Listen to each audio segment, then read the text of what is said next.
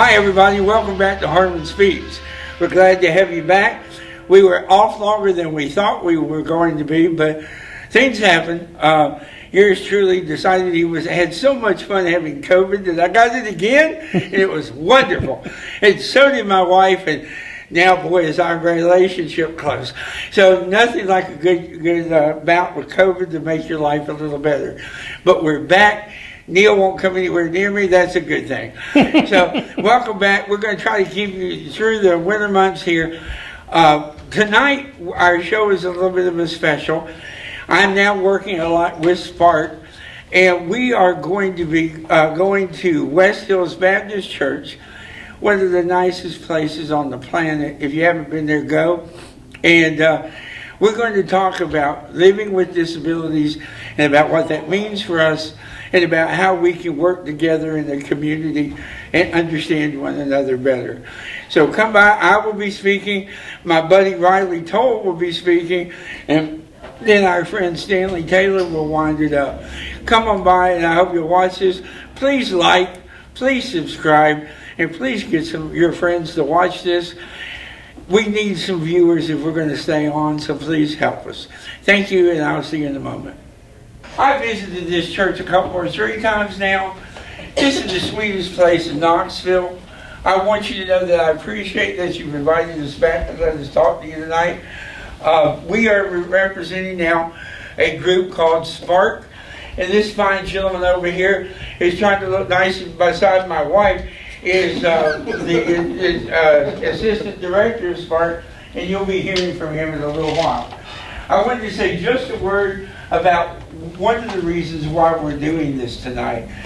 As I get older and my children get older in the world, I'm realizing how people sometimes respond to people with disabilities.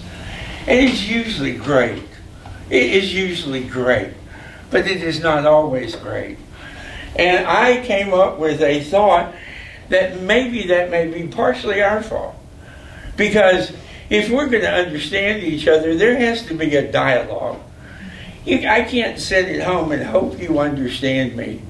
That doesn't make any sense. So if I'm going to get out in the world, I have to be able to encounter you as well as you encounter me, and we have to be able to talk to each other. So that's what we're doing tonight. We're going to talk to you just a little bit, and I hope and pray that you will talk to us. There is nothing you could possibly say to me I haven't heard. I was a teacher in the Knox County school system for 34 years. I promise you, if you don't like my clothes, if you don't like my hair, if my beard looks stupid, if I have a double chin, good Lord, if I gained weight this week, I've heard it all. So I don't care. That sweet little thing right over there is the only person I have to impress. Don't ask her if I impress her. 31 years! That's right. Give me your hand. 31 years. That's right. This, by the way, ladies and gentlemen, is Catherine Harmon, the only woman on earth who would marry me. And I am certainly glad that she did. She gave me 2 great boys and a lifetime of debt. So I'm really proud. Now, on our team tonight, I have a young lady that I've tried my best to adopt, but her living parents won't let me. This is Riley Toll. Let's give a hand to Riley for being here. Riley is, I met Riley about a year ago, right? I do a YouTube show, which I will be promoting later, and she came and was a guest on her show. You might notice we have a similar arm, and she'll probably mention that. And I had never met anybody with an arm like this, and we're like, oh, that is so cute. And we got to know each other and talk to each other. And after the show, we talked for about an hour, and then I called my wife, and I said, I've just adopted another child. I hope you'll be okay with that. And after they met, she was fine. So I'm glad to have her here. We're going to talk a little bit about some of our different perspectives and what we want you to think about. Please feel free to ask either of us a question anytime. She'll go first and I'll go next. Thank you, Riley. The floor is yours. Okay. Thank you. So my name is Riley Toll, and I have a limb difference. So I was born with my hand partially not fully developed. So when I was in my mom's womb, I basically, my parents didn't know that I was going to come out different. The ultrasounds were way different back then than they are now. So they were just excited to have a baby girl, and I was born with one hand, and of course my parents loved me just the same. They were so excited to have their first daughter. I'm the oldest of 3. So the doctors think I had a blood clot, and so basically like when the babies are growing, your hand will look like this too, and they'll just keep growing, and mine stopped. And my parents, they had testing done to make sure my heart was okay and I'm healthy as a horse. It's just a fluke thing that happened. So I like to say that, yeah, God made me this way and I wouldn't change it for anything because it's what makes me who I am. So I have a couple things prepared for you guys today. So one of the big takeaways that I want you guys to get is something that Gary taught me, but it's a rule, but I kind of already agreed with what he said, and he put it into words. So a good rule to live by is if you see someone that's different, instead of just going up and asking them, hey, why is your foot different?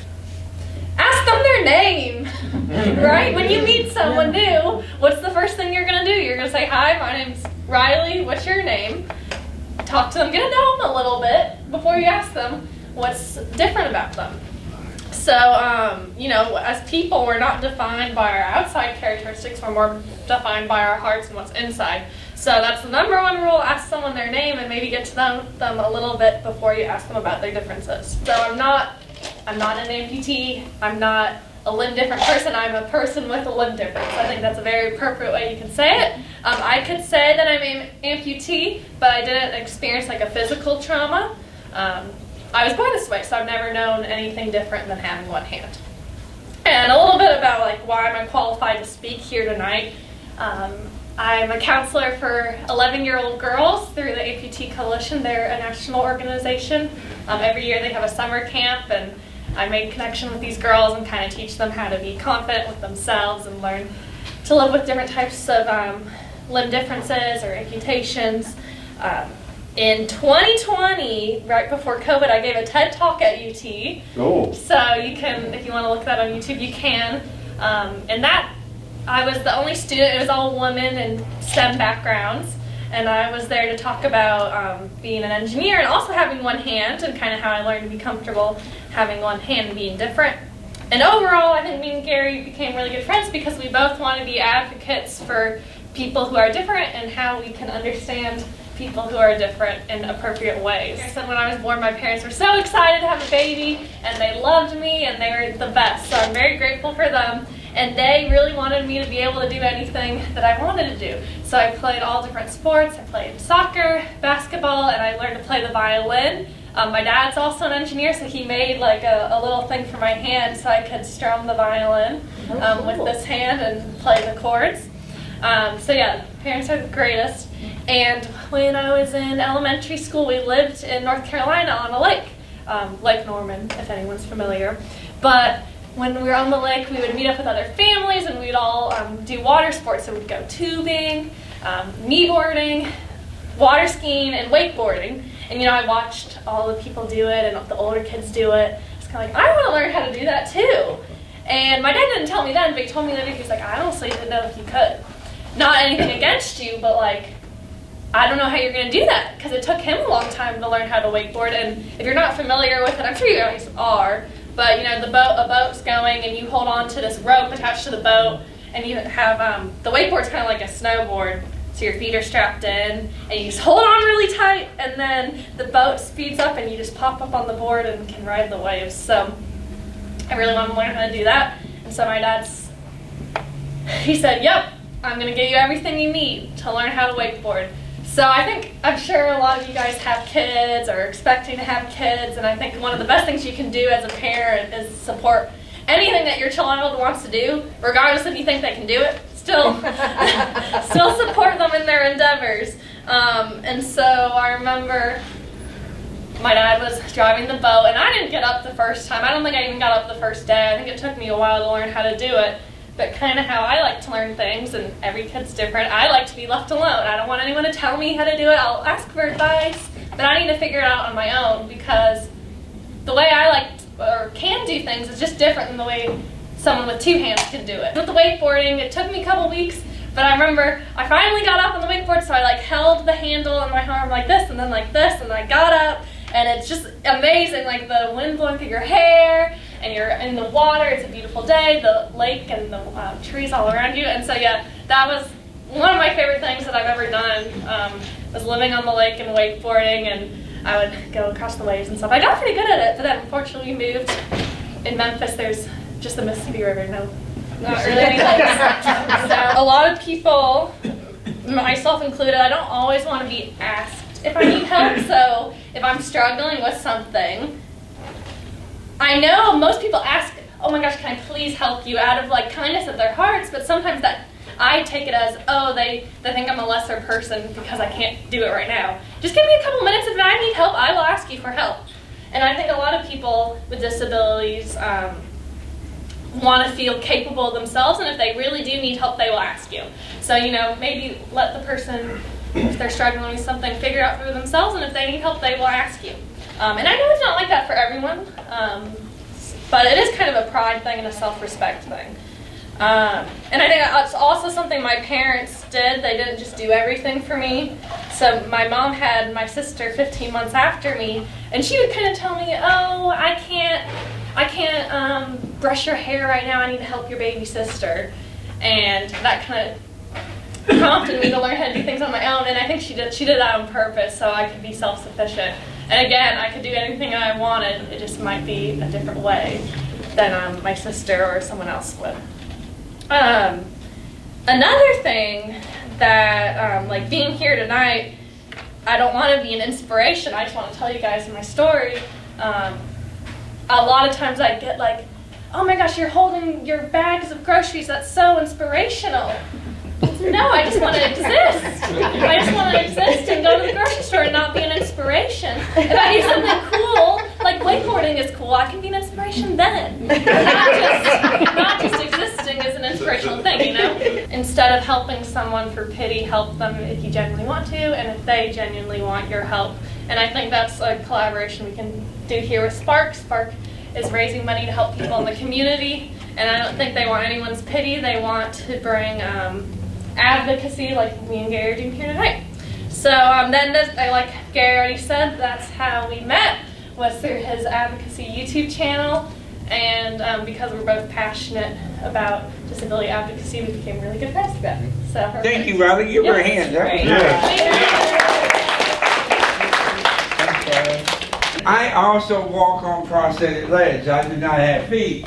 And so when the doctors went to build these, they said, all right, now what will you be doing on these? And I said, waddling toward the refrigerator. And they said, okay, but are you going to ski or skydive? Or have you seen me? No, waddling toward the refrigerator. So that's it. That's all I do. Now, my story is very different from hers. I was also born this way. My mother experienced something called amniotic band syndrome when she was pregnant with me. And what that means is the amniotic sac that holds the baby during development, for some reason, for some women, shreds. And my mother said it was because I could never leave anything alone. And I know you pulled a string or something and it fell apart. And she did know that I was going to be born this way, because she said for 9 months I poked her in the ribs, and that so she knew it. I think she just tried to make me feel guilty, and that didn't work, but it was a good try. When I was born, my parents reacted in 2 different ways. My mother was an instant warrior for her child. I can't tell you how much I love my mama. She's in heaven now, and I'm really sure she's really straightened them out up there. She's that kind of lady, very tough. My father, on the other hand, was a Marine drill instructor, and he wanted a son who could be a warrior. And I'm not a warrior.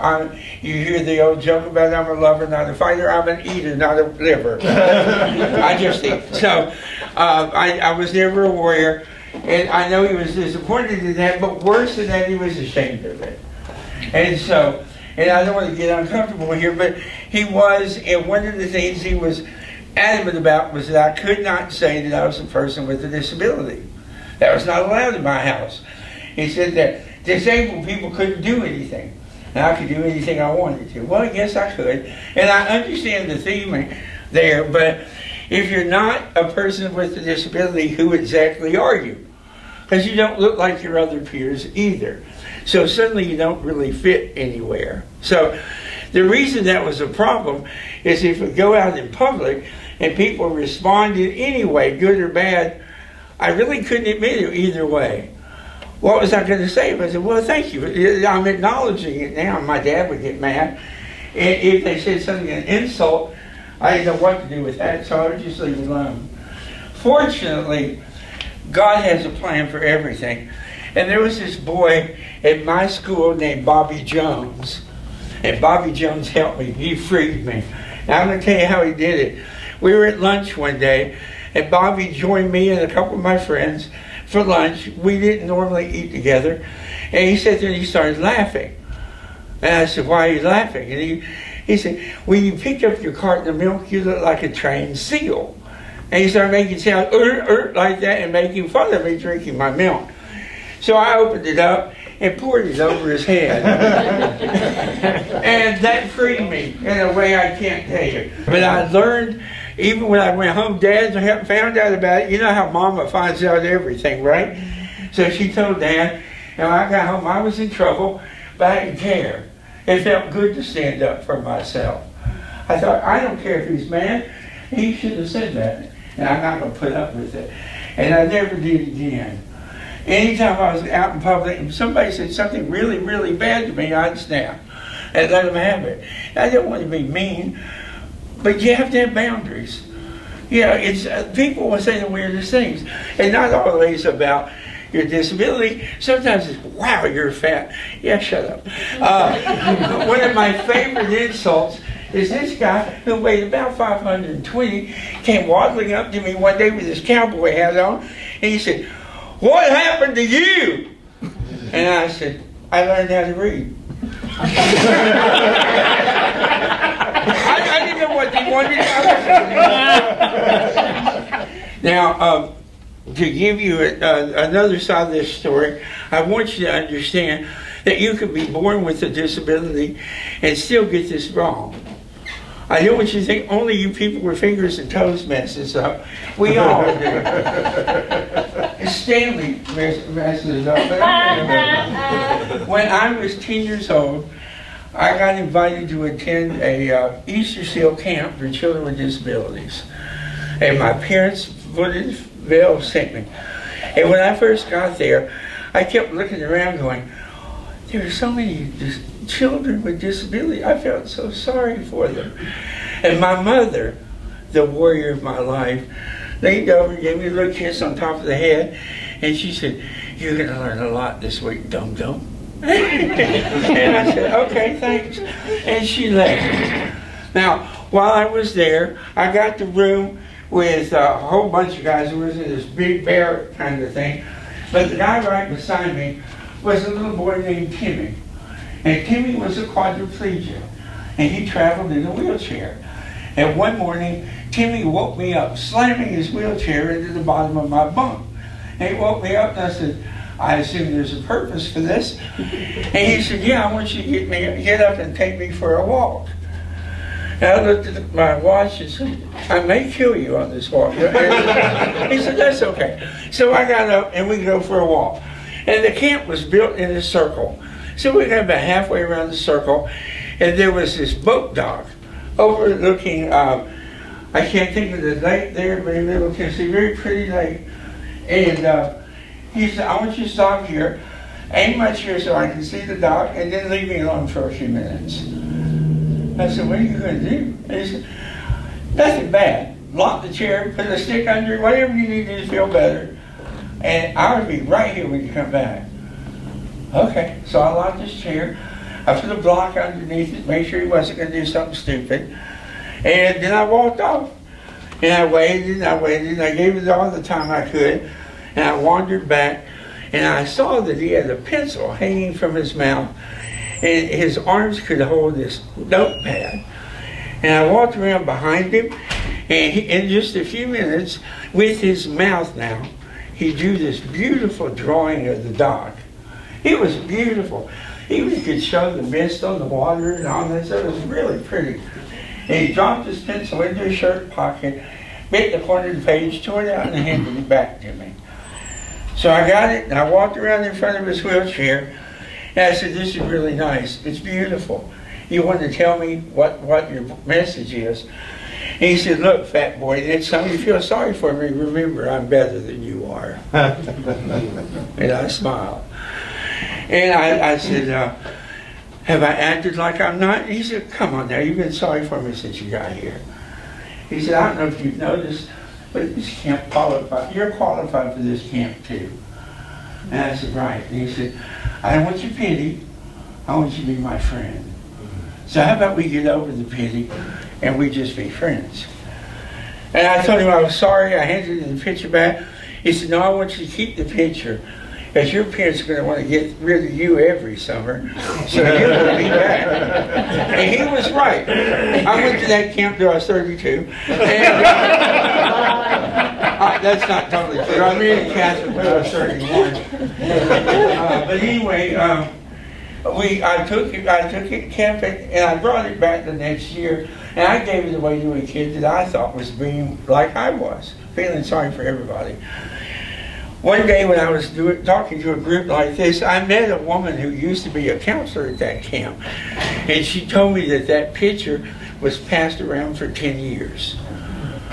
Look at how much impact that one kid had, because he dared to stand up and stop me from doing what I did. I was really moved by that story. And before we went back to the cabin, he said, "Now come here, I want to tell you one more thing." And I knelt down and I said, "Okay, what do you want to tell me?" He said, "Gary, pity is poison." And I listened to that for a while. Now I was about 10 years old, so I didn't know what that meant. And I said, "Would you explain that?" And he said, "It's okay if people feel something for you. If they're supporting you with their heart, that's nice. But pity's a different thing. Pity's when you look at somebody and go, 'Oh, bless your heart,' you don't recognize their full potential. You only recognize what they can't do."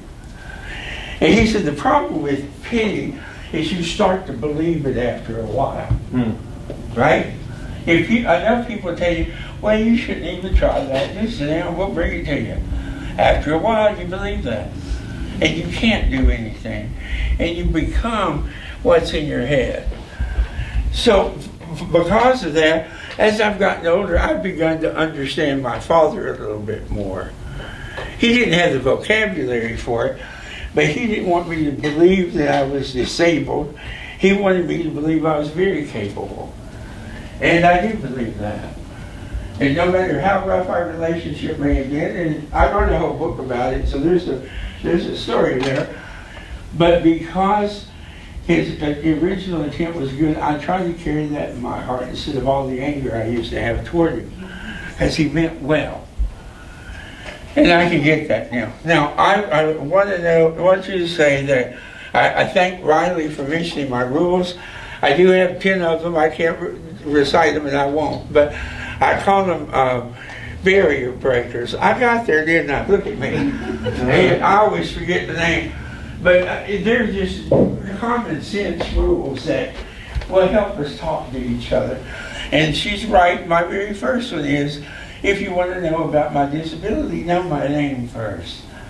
I said, why do I want to talk about my hands if I don't know who you are? And you don't know who I am?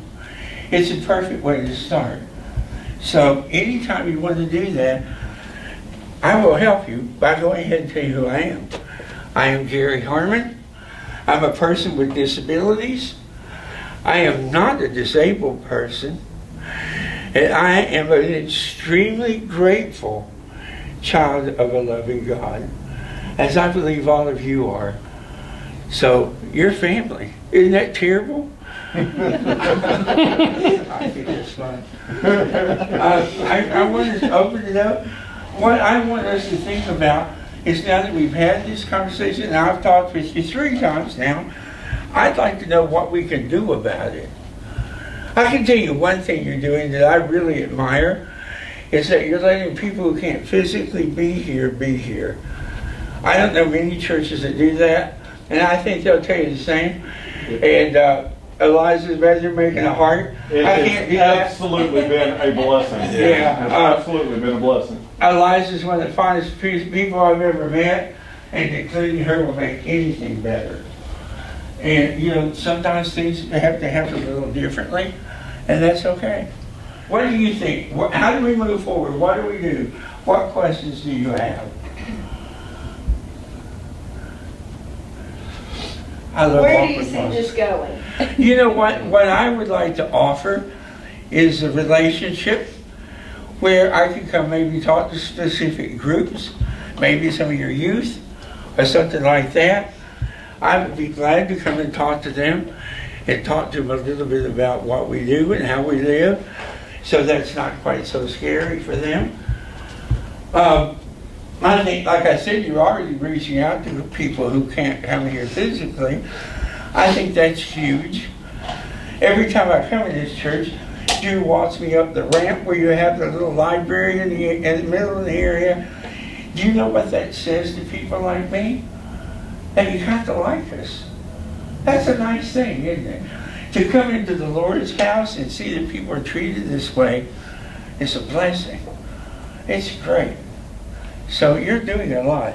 I'm going to yield the floor now. And I want you to know, Smarty Pants, that I stayed within my time limit. This is Stanley Taylor, one of my favorite people on the planet, although I give him a hard time. He's the assistant director of Spark, and he's going to talk to you for just a few moments. And he better stay short or I'll remind you. And I appreciate him letting me be a part of this. The floor is yours, sir. Any of you ever heard of Spark? Any of you heard of East Tennessee Technology Access Center? Okay.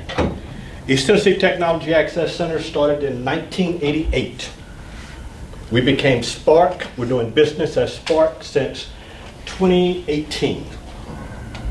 Okay? One of the reasons for the name change is because we come alongside people with some form of, they can't do something. We'd rather focus on the things that they want assistance with. Okay?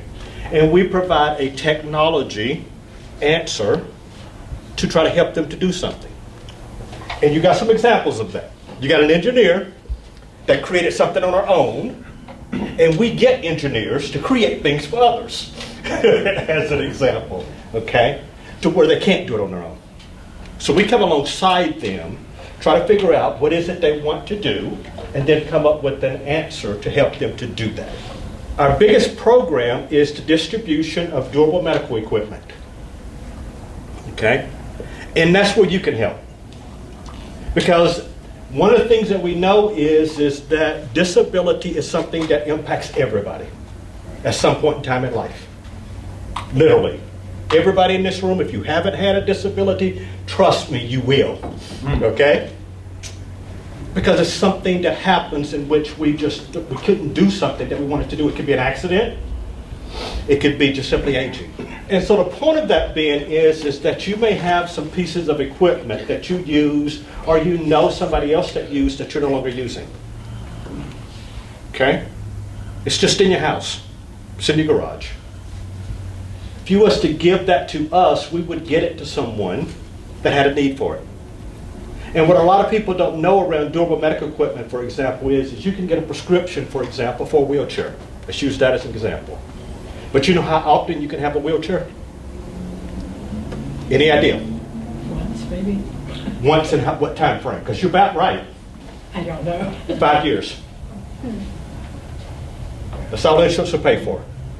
One every 5 years. And it doesn't matter if your diagnosis change. Okay? It just doesn't matter. If it's a child and they need a piece of equipment, some pieces of equipment they won't pay for. Prosthetics is one of them. For a child. Any idea why? They outgrow it so fast that they can't keep up with it, therefore they don't make the investment. That's where we come in. We're that stopgap measure with those families and the families that don't have insurance to help them to come up with those solutions. So the reason why Spark is invested in this type of conversation is because we want to build partnerships across the city to help those that are disabled at that point in time in their life to get help that they couldn't get otherwise. Not pity, just help. So we connect people to solutions while increasing their independence with dignity. And that's a lot of what we've talked about tonight, what's been talked about tonight. You give people dignity by just being a friend instead of looking at their difference. You give people dignity by focusing on what they are able to do, not what they're unable to do. And so Spark would love for you to be able to partner with us, and you can do that by equipment that you got, for example, you're no longer using. You can do that. You can do financial donations because we're a nonprofit. And everything that we're able to do is simply through the generosity of the community. About 25% of our budget is state funding. The other 75% we raise. Anything and everything that you can do to assist with that, to include giving us equipment, because that equipment that is in your garage or someplace else that you're no longer using, we're going to clean it, repair it, and give it back out. So you can give us, if you got finances, you can help us financially. If you've got equipment, you can help us with the equipment. If you've got time, you can help us with that. Okay? All to make a difference, not just here, but throughout the community. Now let's tie all of this together. The two individuals that have spoke to you, they're doing it as volunteers, which is another example of volunteering, okay? And they're doing it, I hope, because in essence, we welcome them, and now they're helping us to welcome others. Thank you for joining us tonight. I hope you enjoyed it. It's the first time I've ever had the chance to do a Drew Talk, so I'm sure this is going to go viral, and people around the country will be begging us to come speak. Thank you for joining in. I hope you learned something. Please drop us a comment if you have a comment about anything that we said, or if you have a suggestion for a future show. I really do appreciate you joining us. Have a good night. Like, subscribe, do all the things, and God bless you for watching. We'll see you soon.